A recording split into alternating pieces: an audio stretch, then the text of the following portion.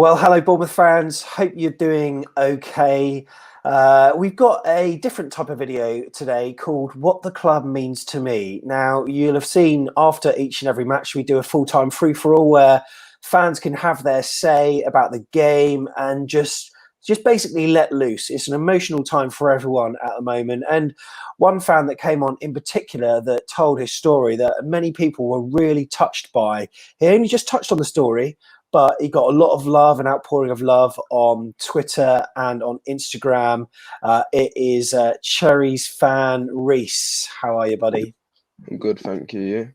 Yeah, not too bad, mate. Yeah, not too bad. So yeah, after that Newcastle game, we were all absolutely gutted, weren't we? I mean, you came on the chat after the Palace game, and that was bad enough, but then to see that gutless performance, it was just depressing, wasn't it? Yeah, man. I was just bringing I'm always a happy person. Like, I always like to bring in positivity and make other people happy and cheer everyone's day up. But I don't. That performance was woeful. I think that, in my opinion, the ref got it wrong because Lerma got fouled. In my opinion, it might not be everyone else's opinion, but when I look at it, every time I look at that match, I don't know why I look at it, but I like to analyze every match before we go into a game. I believe that we were fouled, and that shouldn't have been a goal. Yeah. And, there were numerous moments throughout the match where, I mean, overall, Newcastle definitely deserved it. And they played like a team that had a lot of desire. And on the full-time free-for-all, there were a number of emotions that people were feeling. Some people said betrayal. Some said, gutted. I said upset. But, I mean, you were visibly sort of upset. And that's because you're sort of... You know how talented the players are, don't you? And it's just really stressful to see them not performing to their true ability. The best thing I've ever seen this season was the most limbs moment at Southampton away. That made my whole season. Yeah. If we went down and we beat Manchester, that's one big top six team we've never beaten, Manchester City. If we went down, beat Southampton again, and Man City, I'll be alright with that. But it's the thing is, we're not putting in a fight, and it's like, do we deserve our place in the Premier League? In my opinion, we won't survive in the Championship. That's the scary thing, isn't it? Because, I mean, at the moment, based on our footballing style, you'd have to say the Premier League will probably be, better off without us. But we just know that it's just, we've got the players that have proven that they can do it before. Something's not right. And it'll be such a shame because in the Championship, like you say, we might struggle. We'll probably keep Eddie, hopefully, but a lot of the players will probably go. But you were just I mean, you, like many, were distraught, weren't you? I mean, yeah, but I'm happy to tell everyone about my story because I don't really care. Like, my dream myself is to become a footballer myself. Like, I'd hopefully sometime in the future play for AFC Bournemouth. Mate, that would be quality. I did see one of your Instagram videos that you posted of you cracking the crossbar from a long way out, like, nearly got it top bins. Decent strike, almost effortless, I've got to say. But yeah, I'd love to see you in a Bournemouth shirt and show a bit of passion because, you're a passionate guy, obviously. And that's one thing the teams are lacking. But yeah, you wanted to come on and tell your story. So in terms of supporting, I mean, where were you born? How did you get into supporting Bournemouth? You can tell us everything. So I was born Poole Town Hospital, quite close to Bournemouth. So I was born there, and we the day after that we moved back to Duck Lane. It's like I can't remember it in specifics because I was really little. Yeah. But we moved to back home to Bournemouth. Yeah. So this is when I was in my mum's stomach. So my mum and my dad had an abusive relationship. Like, they kept fighting verbally and physically, and it wasn't good for me. And for my first birthday, I I looked like I was almost gonna die. Like there's bruises everywhere in my face. I had a busted up lip, and yeah, it's just a lot of crazy stuff what's happened. Like and so my mum and my dad broke up in the end, and I lived with my mum for like a couple. Me and my mum left Bournemouth, and then we went back to Bournemouth because my mum was scared of my dad because my mum and my dad were both drug addicts, and my mum went to a women's refuge in Newbury and went back to Bournemouth for I don't know why. And so, because my dad went sober, clean, everything, he decided to take me away from Bournemouth when I was 3. I remember it, and I've spoken to them about it, and it's described. So at Bournemouth train station, it's late at night. I think it's 2007. I can't remember fully. I was in the pram. My mum gave me this chocolate thing or whatever. She was in tears. My dad took me away from my mum from the other platform, and we got the train to Reading. And from that, I can't remember. That's the only thing I can remember from being a younger age. And so, uh, I don't find it quite difficult, but when I was 6, when I was living with my dad in Reading, he shouted at me, did horrible stuff, like he almost beat me up when I was only 6 years old. Yeah. And like the police had to be called in and everything like that.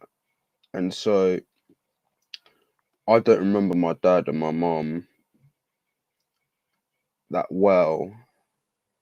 So that's why I love Bournemouth, or not love Bournemouth. Bournemouth is the only,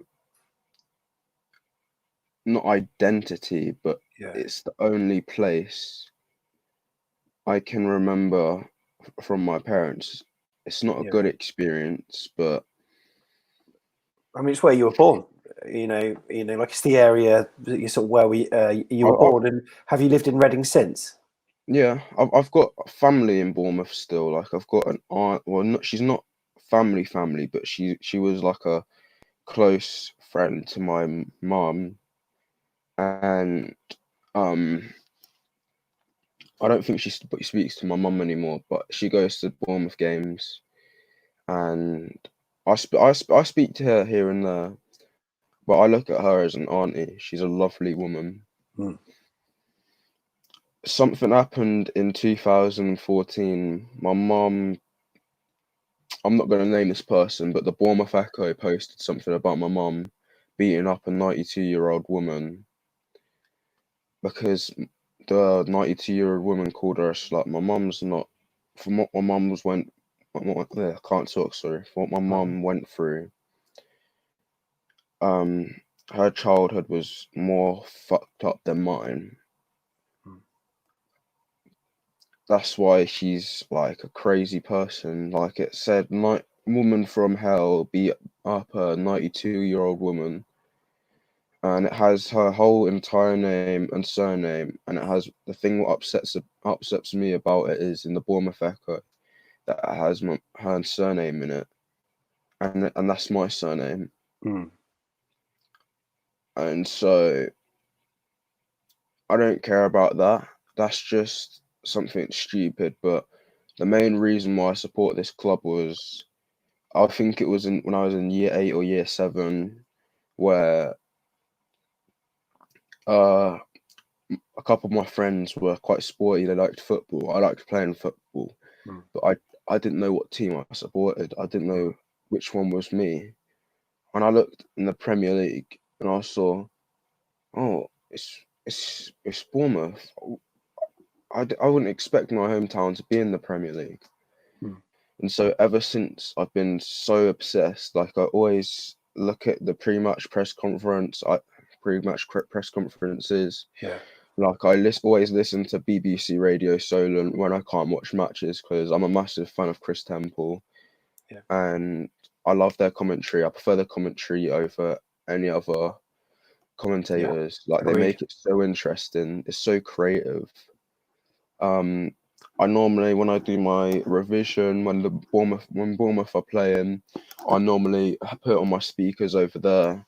I put on my Bluetooth and I put it to BBC Radio Solent and I listen to them about what's going on in a match and I just scream my head off if we score or if we lose. Like I don't know, I just like doing that. But it just connects you to the area, I suppose, and obviously where you were, brought up, and also we've always been historically an underdog, like you said. You didn't expect them to be in the Premier League. None of us did. None of us did. I mean, how old are you now?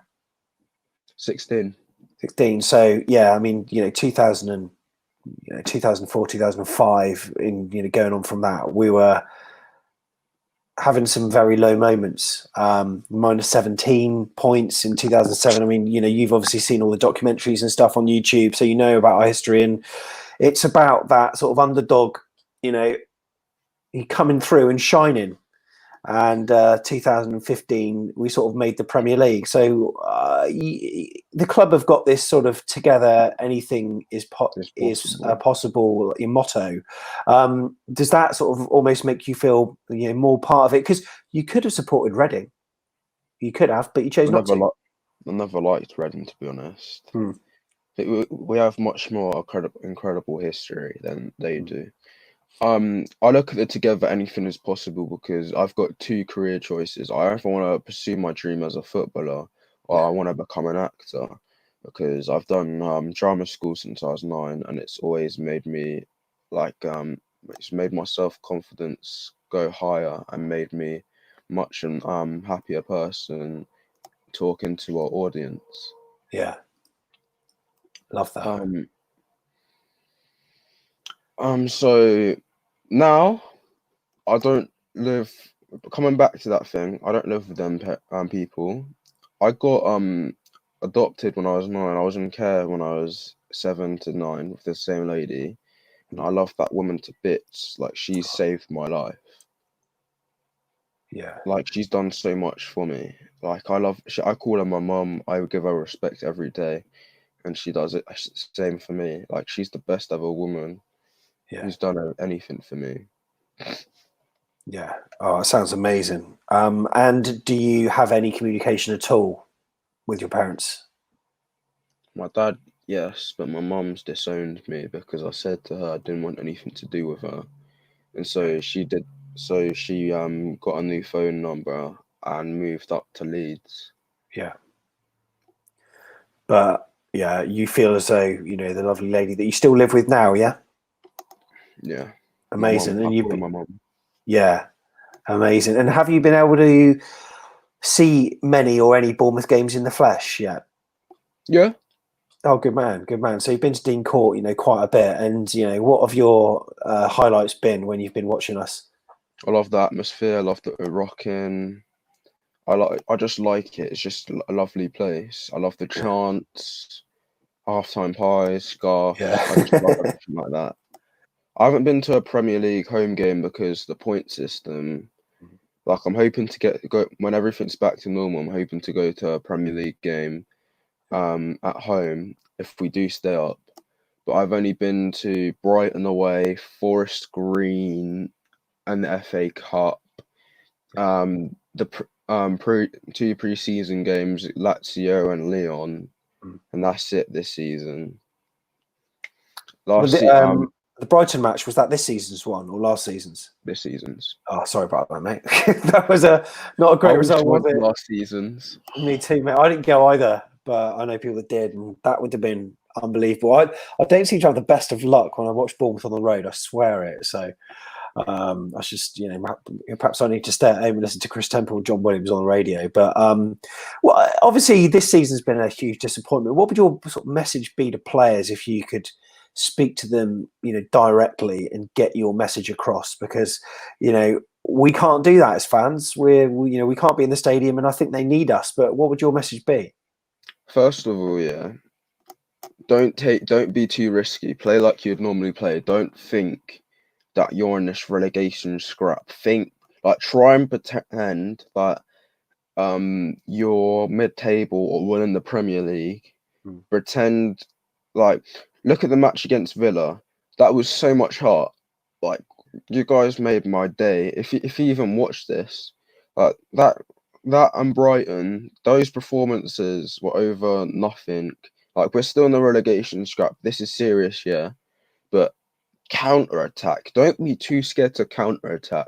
When I see Brooks with the ball on the right hand side, that excites me. When I see us defend, when Ake is there to save us, and Steve Cook and Lerma just to dive, that just excites me and gets me hyped and anxious and happy. But our front, when we counter attack, so exciting to see. Like when we have so much pace, like we do have so much pace in attack, but my words would be just be brave. Don't be scared. Don't play from the back. We need just to attack more because we're showing the teams too much like respect. Yeah. We just show them too much respect for who they are. Like Newcastle, we have a way better squad than them. Yes, they do have a couple better players than us, but let's look at it. Our whole back line better than them. Midfield, all right, but our attacking threat, I'd even put it into the top 10. I sound deluded by saying this, but we got a couple world-class players.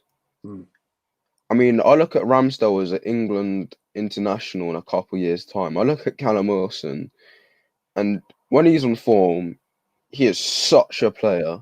Yeah. Josh King, such a player as well. David Brooks just gets us excited when he does something, when he creates something. He just gets me excited. He gets me off my seat in my house. Nathan Ake, when he does an interception, it just gets me happy. Like, we don't deserve him. We honestly don't deserve Nathan Ake. Right. Yeah. Do you think the players have been almost suffering mentally because they know how pressured it is? It's almost like a pressure cooker situation. When you're in a pressured moment, sometimes people make mistakes, and that's what Jefferson Lerma did. And almost like you said, they need to just pretend they're not in a battle in order to just play naturally, because it seems like they can't play naturally, and everything is being scrutinized increasingly by fans watching at home, by coaches, by Eddie, by Jason, and they're making silly mistakes when usually 9 times out of 10, Jefferson Lerma would have never made that mistake usually. The reason he's doing that is because, the yellow cards got reset on. That's what I think, because he's too scared. He doesn't want to let the team down. He's too scared. So hopefully it'll be a different performance against Man United then, That's what I think. That's with what freedom. I'm not hoping for a 5-0 battering. If we lose 2-1, we lose 2-1. We put up a fight. I'll be happy with that. But I'm hoping at least we come away with at least a point. Like you see what Sheffield United did, and West Ham. Anything's possible. We beat Man U this season. They might be better. They might be in form. They might be in flying high. But we're a red and black army. We can do anything. We can pull anything off. Well, we've done it before in our first season in the Premier League. It was an awful time. We managed to scrape a point against Everton in that 3-3 that is infamous now. We won at Chelsea. We beat Man United. And it's just 2 unexpected results that could provide that spark, like you said. And maybe that Dan Gosling goal is like a little bit of brightness. And I want to start him up front. Yeah, I know. He always scores. And we expected to beat Palace, we expected to beat Newcastle, but if we managed to get a result against Man United and then against, say, Spurs, we would be in exactly the same position as we originally thought, because we just thought it'd be the other way around. And that's what we do historically. At the start of the season, we were all thinking, right, we've got Sheffield United at home, first game. We need to beat them. Easy. Yeah, exactly. And we all thought, right, we need 3 points here and we'll take a point at Villa. But it happened the other way around. Yeah.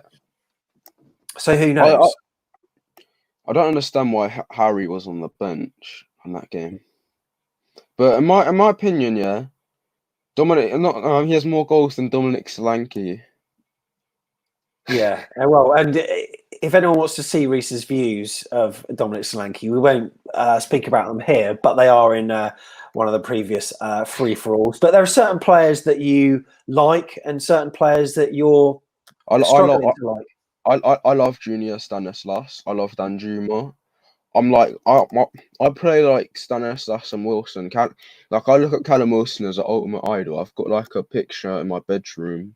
Yeah, Like I don't know. It's just our attackers are my idols. Like because I'm part black myself. I look at them as a black role model. yeah, Like black role models, like especially Stanislas, because the type of person he is off the pitch, he's such a nice person. Because when I met him and I asked to take a picture of him, it's made my day. yeah. I think he made my whole 2019. Yeah, oh, amazing. And you know what? Those are the simple things that players can do. Sometimes I think they forget how idolized they are and how much those little moments. Because one thing that I did and a few other fans, we've talked about this on the podcast before. Before one of the seasons, myself and a group of fans were invited to AFC Bournemouth to speak to Eddie and Jason and to say about like what ideas we can have to improve the matchday experience. Because, the Premier League clubs are in danger of treating their fans like customers, and they want to keep it close between fans and supporters and improve the atmosphere on a match day. And one of the things I said was, I find it very difficult and very impersonal where players, I know they have to be mentally switched on for a game, but they walk down off the coach and they got their headphones on and they walk straight through that door. And sometimes they don't even look at the fans that are there, just wanting a selfie, wanting an autograph. And I find that really impersonal. And Eddie said, I do agree with that to some extent, but there is a balance because you want your players to be mentally switched on. And if that song that's in their head keeps them in the right sort of mindset, then you don't want to be interrupting that by a fan asking for selfies. But it makes people's day. And, you've had pictures with a lot of people. I mean, I've seen your Instagram. And in fact, if anyone wants to follow you, that is where you can follow him. So make sure you do, because always good, fresh content, and lots of our AFCB on there on your Instagram stories as well. So do give Reese a follow there. But, those kind of little touches help make fans' days, don't they? Yeah. But you do have a right point with mentally switched on. I'd rather the players mentally switched on than take selfies with us. I know it makes our days, but we can wait after the match. Yeah. Like I think it's much more. I think what Eddie said, it's much more appropriate if he did that, or if that happens. Like, I know it's disappointment for some people, and some people don't have enough time after the match. Yeah. But I think it's right for the players to be mentally switched on. Like, in my opinion, I think we've got a chance. Like, I like it when we beat the odds and prove people wrong. Like, I just want us not fouling, but I want us just to have a dogfight, like physically, like with our tackles. We're quite soft at the minute for our tackles. I want us like to get loads of slide tackles, loads of not brutal, but like fight. Yeah. When we tackle, when we attack, fight. Like I just want that. Do you find the club's sort of story almost of overcoming adversity almost sort of mirrors your life a little bit? Yeah, I think it does. I think the club's story for what the club's been through, I find it quite amazing. Like I can't believe 10 years ago we were in League Two. It's nuts, isn't it? Absolutely mad. Yeah, and Even if we go to the Championship, I'll still support this club. Yeah, I don't care about anything. It's just a badge. It's just a badge. yeah.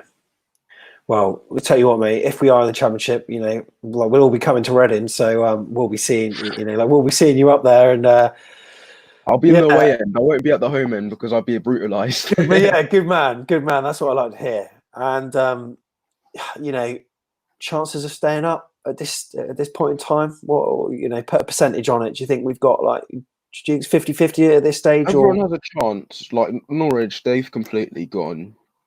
Like I look at their players and they're done for. But with us, our players are like 50-50. We got Danjuma, David Brooks, not having that much time, but wanting to do something.